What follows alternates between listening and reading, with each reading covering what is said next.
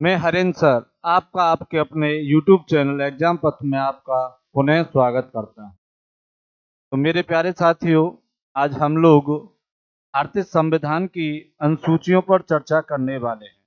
काफ़ी महत्वपूर्ण टॉपिक है और जो भी एग्जाम हो उसमें यह क्वेश्चन आने की पूरी संभावना रहती है।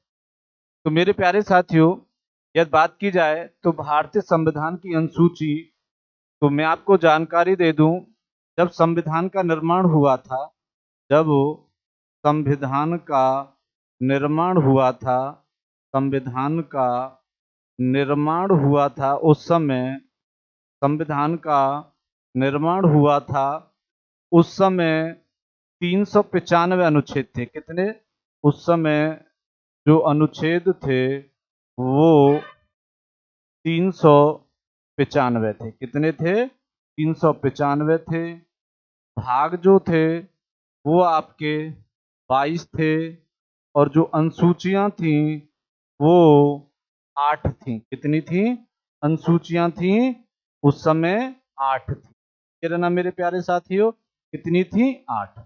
लेकिन यदि बात की जाए तो वर्तमान की यदि बात की जाए तो वर्तमान में अनुच्छेदों की संख्या 450 से अधिक है, 450 से अधिक।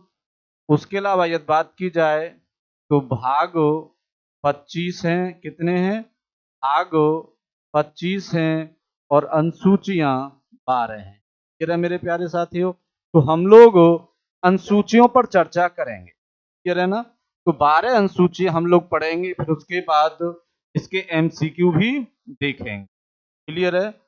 तो यदि बात की जाए तो हम लोग इसमें पहली जो अनुसूची है, पहली अनुसूची पर चर्चा करते हैं। तो पहली अनुसूची की बात की जाए तो आप सब लोग जानते होंगे कि भारतीय संविधान की प्रथम अनुसूची क्या कहती है। तो जो प्रथम अनुसूची है वह यह कहती है कि प्रथम अनुसूची है वह संघ या केंद्र शासित प्रदेश, या ऐसे समझो कि राज्य और राज्य और केंद्र शासित प्रदेश या संघ शासित प्रदेशों के बारे में बताती है। क्लियर है ना? इसके बारे में बताती है प्रथम अनुसूची, राज्य और संघ शासित प्रदेशों के बारे में बताती है। तो सबसे इंपॉर्टेंट बात क्या है कि हम आपको जानकारी दे दें, इस समय जो वर्तमान में है वो कितने राज्य हैं? 28 राज्य हैं। कितने? 28 राज्य हैं। और यदि संघ शासित प्रदेशों की बात की जाए तो वर्तमान में ये भी 8 हैं। देखिए, मैं आपको जानकारी दे दूं, जब ये जो जम्मू कश्मीर राज्य था, कौन सा जम्मू कश्मीर राज्य था, उस समय तक तो 29 राज्य थे। कितने थे? 29 राज्य थे। लेकिन जम्मू कश्मीर को दो भागों में तोड़ दिया गया और दो केंद्र शासित प्रदेश बनाए गए। क्लियर है ना?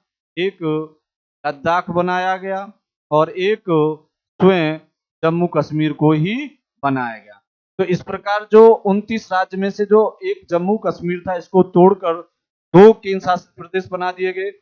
और उस समय केंद्र शासित प्रदेश 7 थे, तो इसमें अगर दो जोड़ोगे तो कितने हो जाएंगे? 9 केंद्र शासित प्रदेश हो जाएंगे। क्लियर है? कितने हो जाएंगे? 9 केंद्र शासित प्रदेश हो जाएंगे।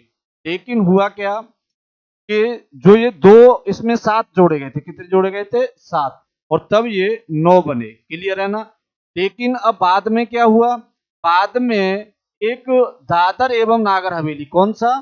दादर एवं नागर हवेली, दादर एवं नागर हवेली और दमन द्वीप को, हवेली और दमन द्वीप को जोड़कर, दमन द्वीप को जोड़कर एक केंद्र शासित प्रदेश बना दिया गया। इस प्रकार केंद्र शासित राज्यों की संख्या 9 से घटकर 8 हो गई। तो वर्तमान में 28 राज्य हैं और 8 केंद्र शासित प्रदेश हैं। क्लियर है ना मेरे प्यारे साथियों? अगर बात की जाए तो हम लोग दूसरी अनुसूची पर चर्चा करते हैं। यदि बात की जाए तो दूसरी अनुसूची है आपकी, दूसरी अनुसूची। कौन सी अनुसूची? दूसरी अनुसूची की बात की जाए तो दूसरी अनुसूची आपकी देखिए किससे संबंधित है। जो दूसरी अनुसूची है वह आपकी विभिन्न पदाधिकारियों विभिन्न विभिन्न पदाधिकारियों के वेतन भत्ते से संबंधित है। पदाधिकारियों के वेतन भत्ते से संबंधित है। मेरा नाम मेरे प्यारे साथियों किससे संबंधित है? विभिन्न पदाधिकारियों के वेतन भत्ते से संबंधित है। क्लियर है? अब देखिए वेतन भत्ते से संबंधित है। अगर बात की जाए तो जो यूपी पुलिस लेखपाल, इसमें यही क्वेश्चन पूछा जाता है कि दूसरी अनुसूची किससे संबंधित है। तो आप लोग आसानी से बता सकते हो कि दूसरी अनुसूची विभिन्न पदाधिकारियों के वेतन और भत्ते से संबंधित है। लेकिन ये जो वेतन भत्ते हैं ये भारित व्यय वाले। कौन से? भारित व्यय वाले। भारित व्यय का मतलब यह होता है कि ऐसे व्यय जिनमें जो पदाधिकारी नियुक्त हो गया है तो उसके वेतन में कोई भी कटौती नहीं हो सकती है। क्या नहीं हो सकता? कोई भी कटौती नहीं हो सकती है। उसके अलावा कटौती नहीं हो सकती है उसके वेतन भत्ते में। और उसके अलावा जो इम्पोर्टेंट बात है वो क्या है? वो यह है कि ऐसे व्यय जिन पर सिर्फ चर्चा की जाती है। क्या की जाती है? चर्चा की जा सकती है लेकिन मतदान नहीं किया जा सकता। चर्चा की जा सकती है लेकिन मतदान नहीं किया जा सकता। क्लियर है ना? चर्चा की जा सकती है लेकिन मतदान नहीं किया जा सकता। क्या नहीं किया जा सकता? लेकिन मतदान नहीं किया जा सकता। अब इम्पोर्टेंट बात क्या है कि इसमें कौन कौन से पदाधिकारी आते हैं। मतदान नहीं किया जा सकता। मतदान नहीं किया जा सकता। क्लियर है ना? मतदान नहीं किया जा सकता। अब इसमें कौन कौन से पदाधिकारी हम वो देखते हैं। क्लियर है ना? कौन कौन से पदाधिकारी हैं वो देखते हैं। जैसे इसमें सबसे पहले यदि बात की जाए तो हमारे राष्ट्रपति, उसके अलावा यदि बात की जाए तो लोक सभा के अध्यक्ष, लोकसभा के अध्यक्ष और उपाध्यक्ष। क्लियर है ना? लोकसभा के अध्यक्ष और उपाध्यक्ष। उसके अलावा राज्यसभा के सभापति, राज्यसभा के सभापति, उपसभापति। क्लियर है ना? सभापति, उप सभापति। तो मैं आपको जानकारी दे दूं, आपको अगर जानकारी हो तो इन सबको वेतन जो मिलता है भारत की संसद निधि से मिलता है। क्लियर है ना? लोकसभा के अध्यक्ष हुए, उपाध्यक्ष हुए, राष्ट्रपति हुए, राज्यसभा के सभापति हुए, उपसभापति हुए। उसके अलावा सुप्रीम कोर्ट या सर्वोच्च न्यायालय के न्यायाधीश। क्लियर है ना? सर्वोच्च न्यायालय के न्यायाधीश। न्यायाधीश कहाँ के? सर्वोच्च न्यायालय के या सुप्रीम कोर्ट के। उसके अलावा मैं जानकारी दे दूं आपको, कैग नियंत्रक एवं महालेखा परीक्षक। कैग को भी वेतन कहाँ से मिलता है? तो वो भी भारत की संसद निधि से मिलता है और उसका विवरण दूसरी अनुसूची में ही किया गया है। क्लियर है ना? उसके अलावा मैं आपको जानकारी दे दूं, राज्यपाल, उसके अलावा विधानसभा के अध्यक्ष, विधानसभा के अध्यक्ष, उपाध्यक्ष, इनको भी जो वेतन मिलता है वो संचित निधि से ही मिलता है और इनका जो विवरण है वह दूसरी अनुसूची में ही किया गया। उसके अलावा विधान परिषद, उसके अलावा विधान परिषद, विधान परिषद के सभापति और उपसभापति। क्लियर है ना? सभापति और उप सभापति। क्लियर है ना मेरे प्यारे साथियों। अगर बात की जाए तो इसमें एक नाम और है जो जिन्हें इससे मिलता है और वो है आपके उच्च न्यायालय के न्यायाधीश। क्लियर है ना, उच्च न्यायालय के उच्च न्यायालय के न्यायाधीश। क्लियर है ना मेरे प्यारे साथियों। तो इन सबको जो बहुत वेतन मिलता है वो कहाँ से मिलता है, कहाँ से मिलता है? तो इनको जो वो वेतन मिलता है वह उच्च न्यायालय के न्यायाधीश, विधान परिषद के सभापति, उपसभापति, विधानसभा के अध्यक्ष, उपाध्यक्ष, उसके अलावा राज्यपाल। अगर आप लोग समझ पा रहे हो तो ये जो हैं ये स्टेट या राज्य से संबंधित हैं। किससे संबंधित हैं? राज्य से संबंधित हैं। और इनकी बात की जाए, जो राष्ट्रपति है आपका, लोकसभा अध्यक्ष है, उपाध्यक्ष हैं, राज्यसभा के सभापति हैं, उपसभापति हैं, सुप्रीम कोर्ट के न्यायाधीश हैं और कैग है। तो इनको जो वेतन मिलता है या इनके वेतन का जो विवरण दिया गया है वो अनुसूची 2 में दिया गया। और ये सब व्यय कैसे होते हैं? ये भारित व्यय होते हैं। और भारित व्यय कैसा व्यय होता है? जिसमें यदि इस पदाधिकारी की नियुक्ति हो जाती है तो उसमें उसके वेतन में कोई कटौती नहीं की जा सकती। और इस भारित व्यय का मतलब ये होता है कि ऐसा वेतन जिसमें सदन में चर्चा की जा सकती है लेकिन मतदान नहीं किया जा सकता। क्लियर है ना मेरे प्यारे साथियों। नेक्स्ट की बात की जाए तो हम तीसरी अनुसूची देखते हैं। कौन सी अनुसूची देखते हैं? तो हम लोग तीसरी अनुसूची के बारे में पढ़ते हैं। तो जो तीसरी अनुसूची है वह क्या कहती है? वह विभिन्न पदाधिकारियों की शपथ से संबंधित है। किससे संबंधित है?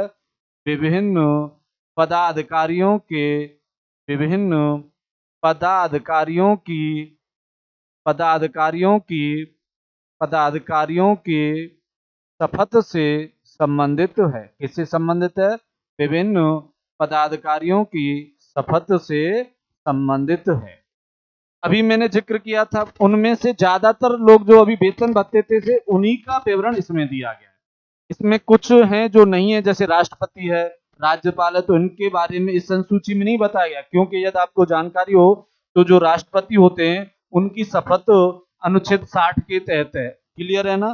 तो अब हम लोग देखते हैं, जैसे इनमें जो कौन कौन से पदाधिकारी हैं जिनकी शपथ के बारे में बताया। किसके बारे में बताया गया है? शपथ के बारे में बताया गया है। तो देखिए इसमें सबसे पहले हम लोग देखते हैं संसद संसद के लिए संसद के लिए निर्वाचित निर्वाचित अभ्यर्थी। संसद के लिए निर्वाचित निर्वाचित अभ्यर्थी। क्लियर है ना मेरे प्यारे साथियों। उसके अलावा यदि बात की जाए तो MP member of parliament, MP member of parliament या सांसद। क्लियर है ना, सांसद। क्लियर है। उसके अलावा आपके सुप्रीम कोर्ट के न्यायाधीश, सुप्रीम कोर्ट के न्यायाधीश।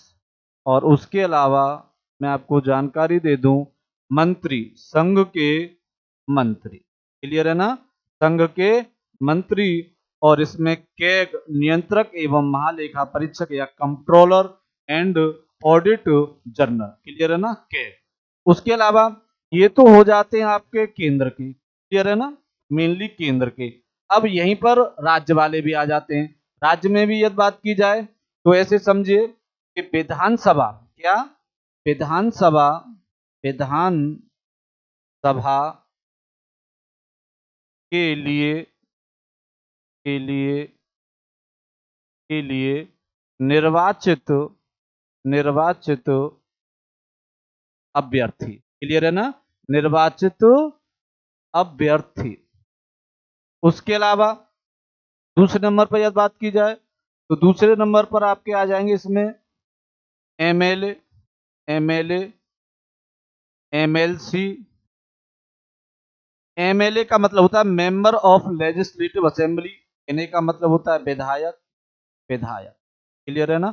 और ये भी एमएलसी जो होता है ये भी member of legislative council, Vidhan Parishad का होता है। कहने के लिए ये भी विधायक ही होते हैं। क्लियर है ना। ये विधान परिषद का जो सदस्य होता है उसे एमएलसी कहते हैं, और एमएलए जो विधानसभा का सदस्य होता है उसे एमएलए कहते हैं। Member of legislative assembly, member of legislative council, कहलाते दोनों ही विधायक हैं। जैसे संसद की बात की जाए तो मेंबर ऑफ पार्लियामेंट, चाहे वो राज्यसभा से हो या चाहे लोकसभा से हो, दोनों ही मेंबर ऑफ पार्लियामेंट कहलाते हैं, सांसद ही कहलाते हैं। क्लियर है ना। इसके अलावा इसमें बात की जाए तो तीसरे हैं आपके हाई कोर्ट के न्यायाधीश। क्लियर है ना। हाई कोर्ट के न्यायाधीश। क्लियर है मेरे प्यारे साथियों। तो इनकी शपथ के बारे में अनुसूची 3 में बताया गया है। कौन सी अनुसूची में बताया गया है? अनुसूची 3 में बताया गया है इनकी शपथ से संबंधित। क्लियर है ना। अच्छा, अब जैसे मैं आपको जानकारी दे दूं, तो जैसे आप लोग जानते होंगे कि जो राष्ट्रपति हैं, राष्ट्रपति को जो शपथ का जो प्रावधान है उनका अनुच्छेद 60 में, किसमें है? अनुच्छेद 60। क्लियर है ना मेरे प्यारे साथियों। अनुच्छेद 60 में। अब हम लोग देखते हैं चौथी अनुसूची। या चौथी अनुसूची की बात की जाए तो चौथी अनुसूची क्या कहती है? चौथी अनुसूची, चौथी अनुसूची, चौथी अनुसूची, जो चौथी अनुसूची है वो कहती है कि राज्यसभा में सीटों का बंटवारा। यह है राज्यसभा में सीटों का बंटवारा। राज्यसभा में सीटों का बंटवारा। यदि बात की जाए तो राज्यसभा में सीटों का बंटवारा। अब देखिए ये कैसे होता है और क्या क्या है। राज्यसभा में सीटों के बंटवारे की यदि बात की जाए तो इसमें यह है कि यदि 50 लाख की जनसंख्या है किसी राज्य में, कितनी? 50 लाख की जनसंख्या है किसी राज्य में, 50 लाख की जनसंख्या है किसी राज्य में। यदि 50 लाख की जनसंख्या है तो वहां क्या होगा कि 10 लाख पर प्रत्येक प्रतिनिधि चुना जाएगा। क्लियर है ना। 10 लाख पर प्रत्येक प्रतिनिधि चुना, क्लियर है ना। 10 लाख पर प्रत्येक प्रतिनिधि चुना जाएगा। यदि जनसंख्या 50 लाख से अधिक है, क्या है? यदि जनसंख्या 50 लाख से अधिक है, यानी 50 लाख से अधिक है, तो प्रत्येक प्रतिनिधि चुना जाए। 30 लाख पर प्रत्येक प्रतिनिधि चुना जाएगा। क्लियर है ना। मैं क्या कहना चाह रहा हूं, यदि किसी राज्य में 50 लाख तक की जनसंख्या है तो वहां पर क्या हुआ, लाख पर एक प्रतिनिधि चुना जाएगा। यदि जिन राज्यों में 50 लाख से अधिक जनसंख्या है तो वहां पर 20 लाख पर प्रत्येक प्रतिनिधि चुना जाएगा। अच्छा, हम लोग देख लेते हैं कि कुछ राज्य हैं जो पूछे जाते हैं किस राज्य में कितनी कितनी है। तो सबसे ज्यादा आप सब लोग जानते होंगे उत्तर प्रदेश। क्लियर है ना। यूपी या उत्तर प्रदेश बात की जाए तो उत्तर प्रदेश में राज्यसभा के लिए जो सीटें हैं वो 31 या 31। क्लियर है ना मेरे प्यारे साथियों। यदि बात की जाए तो महाराष्ट्र में उत्तर प्रदेश के बाद ही नंबर आता है, इसमें 19 या 19 हैं। इसके बाद यदि बात की जाए तो तमिलनाडु है, क्या है? तमिलनाडु। और तमिलनाडु की यदि बात की जाए तो तमिलनाडु में 18 है। कितनी है? 18 है। उसके अलावा पश्चिम बंगाल, पश्चिम बंगाल और बिहार, पश्चिम बंगाल और बिहार, बिहार दोनों में ही 16 है। कितनी है? 16 दोनों में 16 है। क्लियर है ना। पश्चिम बंगाल में भी 16 है और बिहार में भी 16 या 16 है। क्लियर है। उसके अलावा यदि बात की जाए तो कर्नाटक में, कर्नाटक, कर्नाटक में 12 हैं। कितनी है? कर्नाटक में 12 हैं। और इसके बाद यदि बात की जाए तो मध्य प्रदेश, मध्य प्रदेश, मध्य प्रदेश, उसके अलावा आंध्र प्रदेश, आंध्र प्रदेश, और उसके अलावा यदि बात की जाए तो गुजरात, गुजरात। इनमें मेरे प्यारे साथियों तीनों में ही 11-11 हैं। कितनी है? तीनों में ही 11-11 हैं। उसके अलावा राजस्थान में 10 हैं। कोई ज्यादा जरूरत नहीं, ये इसी में से क्वेश्चन बन जाएगा। और लेकिन मैं आपको एक इम्पोर्टेंट बात बता दूं कि जब ये चौथी अनुसूची जोड़ी गई थी तो संविधान में केंद्र शासित प्रदेशों के लिए सीटों के बारे में कोई प्रावधान नहीं किया गया। केंद्र शासित प्रदेशों के लिए सीटों के लिए कोई प्रावधान नहीं किया गया था और यह छोड़ा गया था 7वें संविधान संशोधन अधिनियम, 7वें संविधान संशोधन अधिनियम, 7वें संविधान संशोधन संशोधन अधिनियम 1956 के तहत यह संसद पर छोड़ा गया था कि वह रीति के अनुसार या विधि बनाकर केंद्र शासित प्रदेशों के लिए सीटों को राज्यसभा में सीटों का निर्धारण कर सकती है और ऐसा ही हुआ। और मैं आपको जानकारी दे दूं तो जो केंद्र शासित प्रदेशों की यदि बात की जाए तो दिल्ली, क्या दिल्ली के लिए 3 है, ये 3 है, और पांडिचेरी या पुडुचेरी के लिए 1 है, क्लियर है ना। और जम्मू एंड कश्मीर के लिए, जम्मू एंड कश्मीर के लिए 4 हैं। अब जम्मू एंड कश्मीर हमारा केंद्र शासित प्रदेश है तो 3 और 1 और 4, क्लियर है ना। आप सब लोग जानते होंगे कि राज्यसभा में जो टोटल सीटें हैं वो कितनी है, 250 होती हैं, मैक्सिमम होती है। इसमें से 2 से 38 प्लस 12 ऐसे होते हैं जो राष्ट्रपति द्वारा मनोनीत किए जाते हैं, क्लियर है मेरे प्यारे साथियों। बात की जाए तो नेक्स्ट 5वीं अनुसूची के बारे में हम जिक्र करते हैं। 5वीं अनुसूची की यदि बात की जाए तो 5वीं अनुसूची अनुसूचित तथा जनजाति, अनुसूचित तथा जनजातियों के प्रशासन से संबंधित है। देखिए ध्यान से, 5वीं अनुसूची किससे संबंध है? 5वीं अनुसूची है आपकी जनजाति, जनजाति तथा अनुसूचित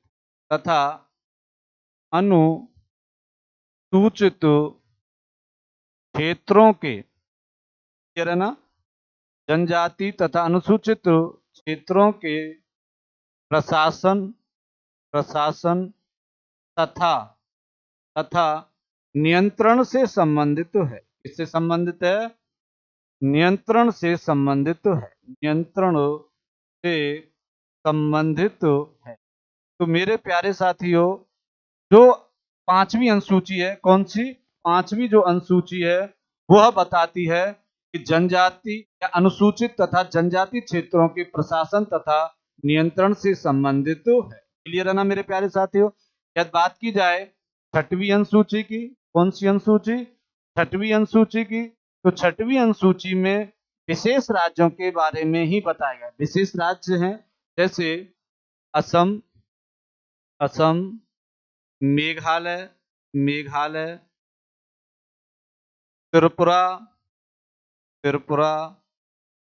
मिजोरम, त्रिपुरा और मिजोरम राज्यों के,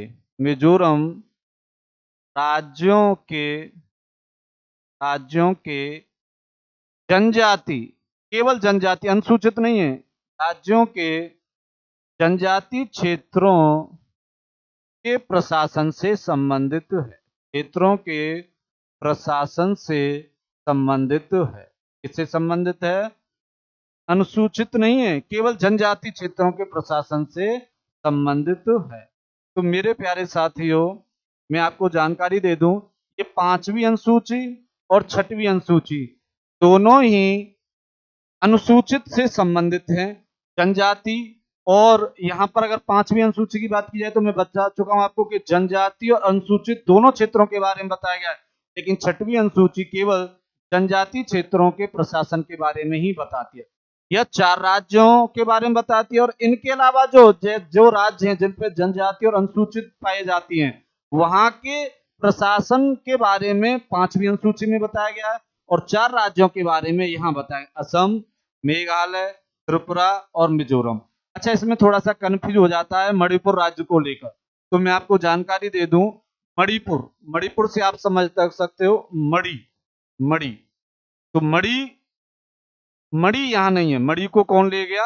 नाग ले गया, है ना। नाग महाराज मणि को ले गए, इसलिए यहाँ मणि नहीं है। तो मणिपुर का कंफ्यूजन आप ऐसे दूर कर सकते हो। मणि यहाँ पर नहीं है, मणि को नाग देवता ले गए। क्लियर है ना। तो यहाँ छठवीं अनुसूची असम, मेघालय, त्रिपुरा और मिजोरम 4 राज्य हैं। केवल 4 राज्यों के जो जनजाति क्षेत्र हैं, कैसे क्षेत्र हैं, जनजाति क्षेत्र, उनके प्रशासन के बारे में बताती।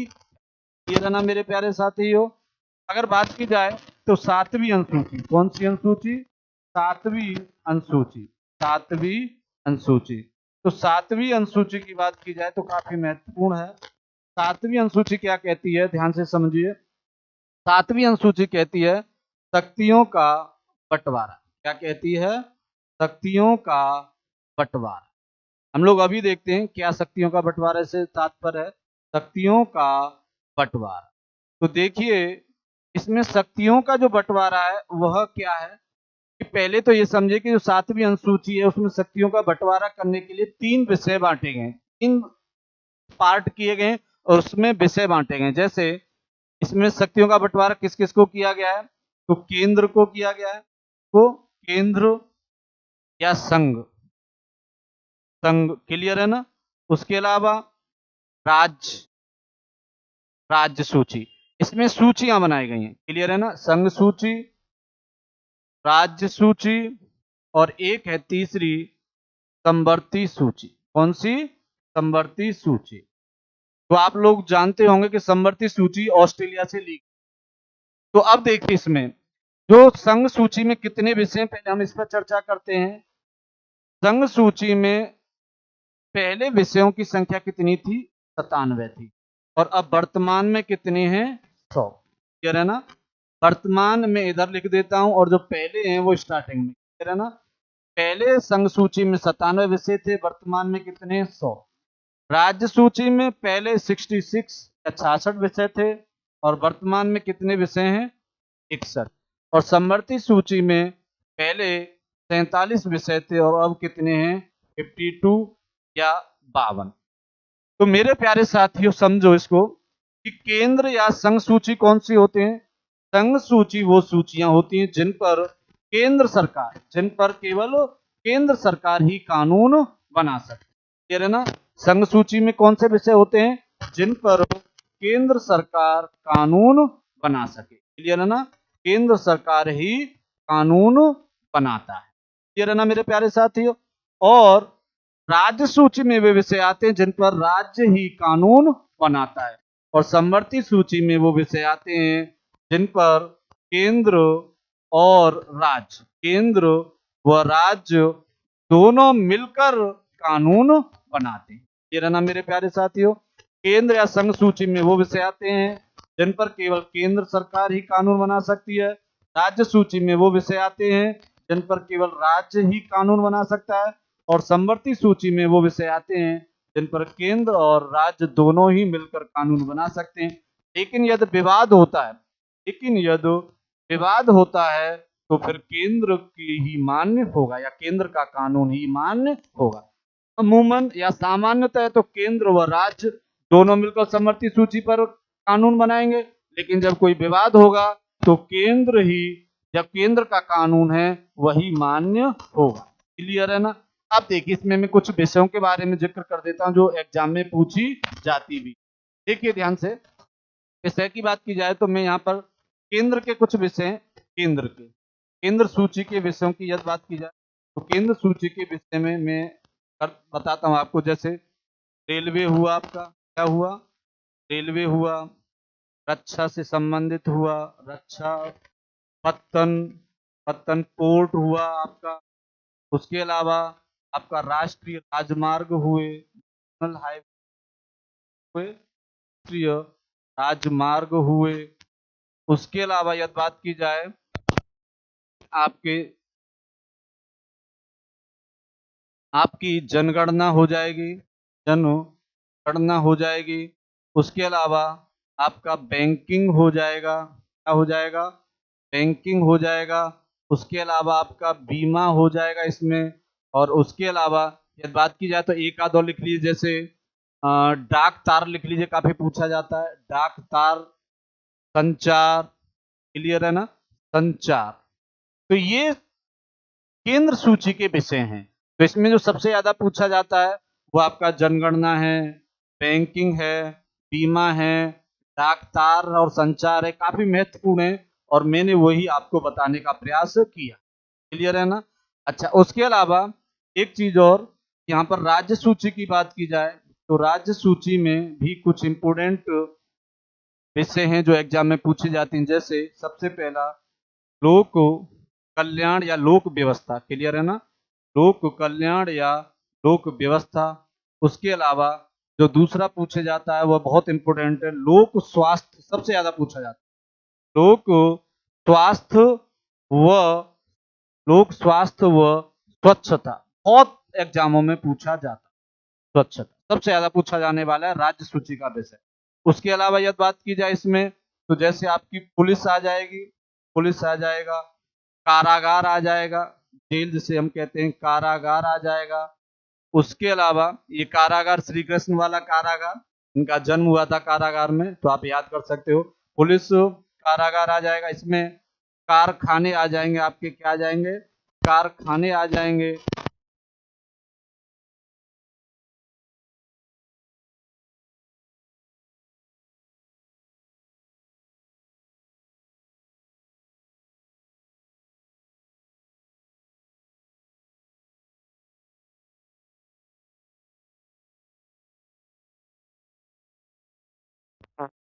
पर्वतीय सूची की बात की जाए तो जैसे वन वन वन्य जीव, वन्य जीव, वन्य जीव।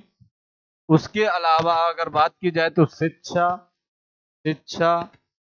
उसके अलावा यदि बात की जाए तो नाप तौल की इकाई, नाप तौल की इकाई, नाप तौल की इकाई। उसके अलावा यदि बात की जाए तो न्यायिक, न्यायिक प्रशासन, न्यायिक प्रशासन, न्यायिक प्रशासन। क्लियर है ना मेरे प्यारे साथियों?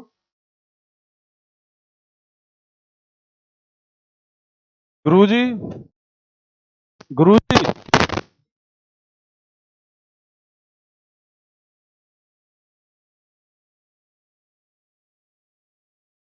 न्यायिक